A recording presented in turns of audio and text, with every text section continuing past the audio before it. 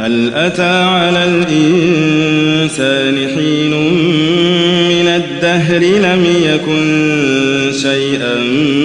مذكورا إنا خلقنا الإنسان من نطفة أمشاج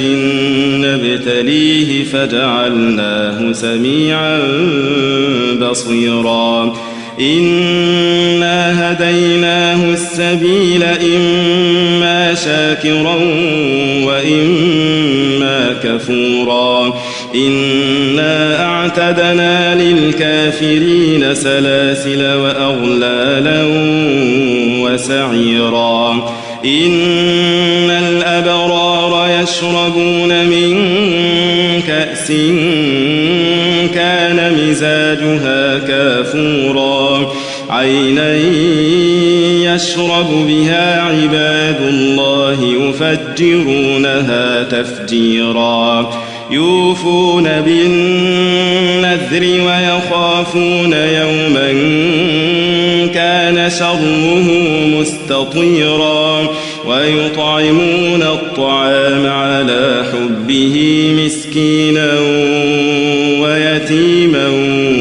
وأسيرا إنما نطعمكم لوجه الله لا نريد منكم جزاء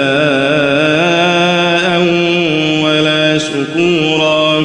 إنا نخاف من ربنا يوما عبوسا قمطريرا فوقاهم الله شر ذلك اليوم ولقاهم نضرة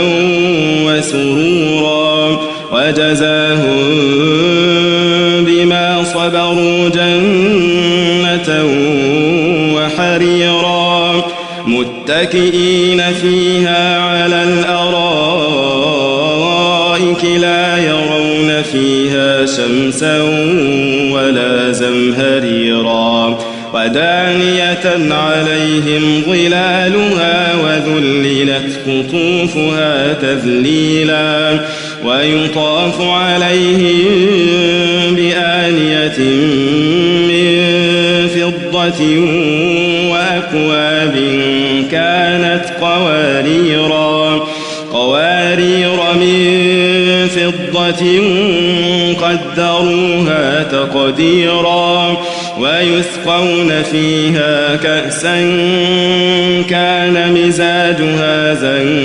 زنجبيلا عينا فيها تسمى سلسبيلا ويطوف عليهم ولدان مخلدون إذا رأيتهم حسبتهم لؤلؤا منثورا وإذا رأيت ثم رأيت نعيما وملكا كبيرا عاليهم ثياب سندس خضر واستبرق وحلوا أساور من فضة وسقاهم ربهم شرابا طهورا إن هذا كان لكم جزاء وكان سعيكم مشكورا إنا نحن نزلنا عليك القرآن تنزيلا فاصبر لحكم ربك ولا تطع منهم آثما أو كفورا واذكر اسم ربك بكرة وأصيلا ومن الليل فاسجد له وسبحه ليلا طويلا إن هؤلاء يحبون العاجلة ويذرون وراءهم يوما ثقيلا نحن خلقناهم وشددنا أسرهم وإذا شئنا بدلنا أمثالهم تبديلا إن هذه تذكرة فمن شاء اتخذ إلى ربه سبيلا وما تشاءون إلا أن يشاء الله وما تشاءون